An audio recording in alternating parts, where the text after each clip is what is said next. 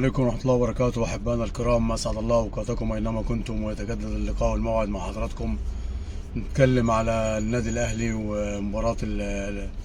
مباراته أمس مع الاتحاد. يعني مش هتكلم على النتيجة ولا هتكلم على اللي لفت نظري أو انتباهي وحابب أتكلم فيه في المحتوى دون.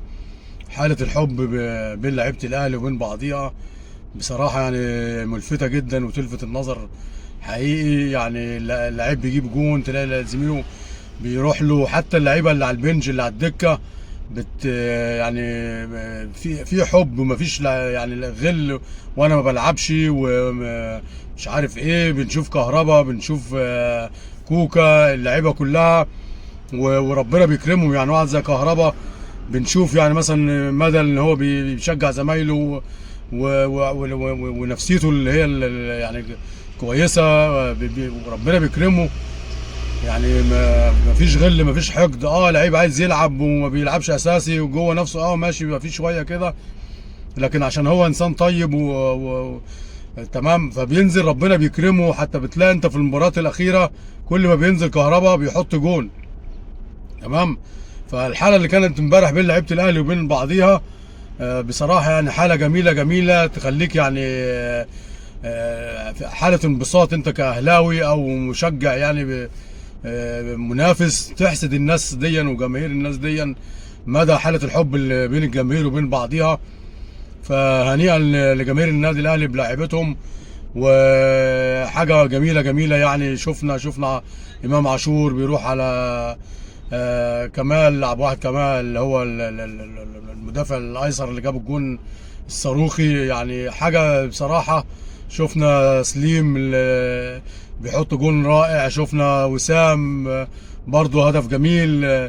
بصراحه حاله جميله جميله بين لعيبه الاهلي، هو الواحد حابب يتكلم عليها. لكن النتيجه ده العادي بتاع الاهلي. اي نعم عاشور والشحات اضافوا برجوعهم، بس الحاله هي اللي لفتت نظري، الحب بين لعيبه الاهلي وبين بعضيها.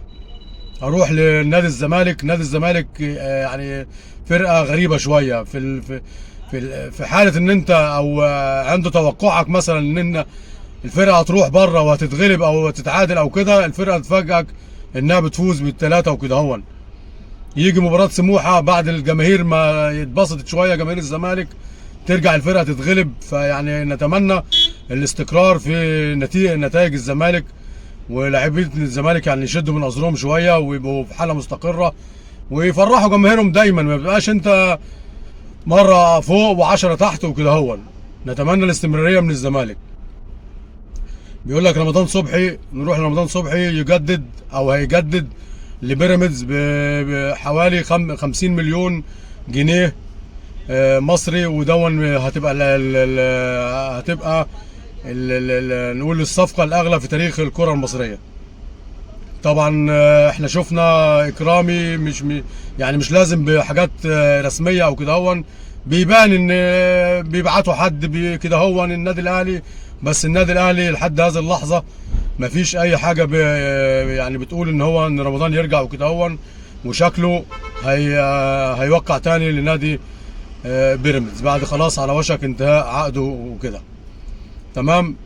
منتخب مصر بيبعت بيطلب من الشناوي جواز سفره عشان خاطر يعمل له الاجراءات بتاعه الشناوي وكده. هون وتقريبا بوعد ان هو يبقى الحارس الاساسي لمنتخب مصر، وده العادي ومش جديد. وطبعا كل التقدير لمصطفى شوبير ان هو خلينا نقول ان هو بيخلي الشناوي في حاله احراج وكده هون من ثبات مستواه، وربنا يديمها عليك برضو يا شوبير. بنتفاجئ باخبار ان صالح جمعه بيقول لك بصق على الحكم، وبرضو صالح بيعاود او بيعود بافعاله اللي هي مش مظبوطه. كنا نتمنى من صالح جمعه ده لعيب، كنا نتنبأ له ان لعيب هيبقى ولا اروع ولعيب عالي عالي عالي، بس مش عارف بصراحه. برضه نديله حقه، هو الراجل اللعيب بيقسم ان انا ما بصقت على الحكم في الدوري العراقي. ان هو محترف في الدوري العراقي صالح جمعه. برضه عشان ما نظلموش ونديله حقه، بيقول لك انا ما بصقتش على الحكم وكان بينه وبينه حوالي 10 متر. وهي بس ايه عشان فرق اللغه وكده، هو انا بتكلم مصري وهم طبعا لغه تانية يعني عربي مش زي المصري وكده، هو فصالح بيقسم ان انا مظلوم واداره النادي اللي هو محترف فيه هتقاطب يعني اتحاد الكوره عندهم وكده هون. ونتمنى صالح، يا صالح انت لعيب ولا اروع، نتمنى لك يعني تعود لسابق عهدك، انت لعيب كويس، ركز يا صالح وتهدي الدنيا شويه، ونتمنى لك تعود لمستواك، ونتمنى لك كل خير. صالح جمعه كل التوفيق لكل انديه مصر، وهارد لك للاتحاد. السلام عليكم ورحمه الله وبركاته.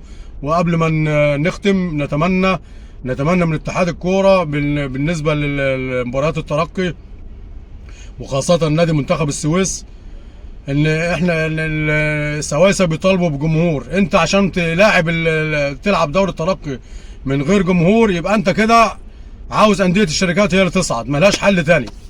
اذا كان في انديه شركات ما هو في كهرباء اسماعيليه، اعتقد نادي الكهرباء بتاع اسماعيليه شركه برضه. فاتمنى من اتحاد الكوره ان هو يسعف الانديه الشعبيه اللي طال انتظارها 20 سنه مش في الممتاز. فاحنا او نادي منتخب السويس بيطالب المباريات دي تبقى بجمهور. احنا ملناش دعوه انديه ملهاش جمهور، احنا دي مش مشكله، هي ملهاش جمهور، دي مش مشكله السويسه ومش مشكله الانديه الثانيه اللي هي بجمهور. انت انت كده عايز تبعد الانديه الشعبيه او يعني مثلا ما تمنحهاش الفرصه في الصعود. نتمنى حضور جماهيري لكل الانديه، ما بتكلمش على السويس بس. نتمنى حضور جماهيري في مباريات الترقي، غير كده يبقى انت مش عايز الانديه الشعبيه تطلع او تصعد، ولا عايز نادي السويس يصعد. نتمنى من اتحاد الكوره يبقى في اتاحه فرصه بحضور الجمهور، والكره في الملعب. الجمهور ايه؟ ما الانديه الثانيه ما تجيب جمهورها وتنزل. نتمنى حضور جماهيري في مباريات الترقي كده، عشان انت بتدي كل واحد حقه، مش عايزين اكتر من كده. والسلام عليكم ورحمه الله وبركاته.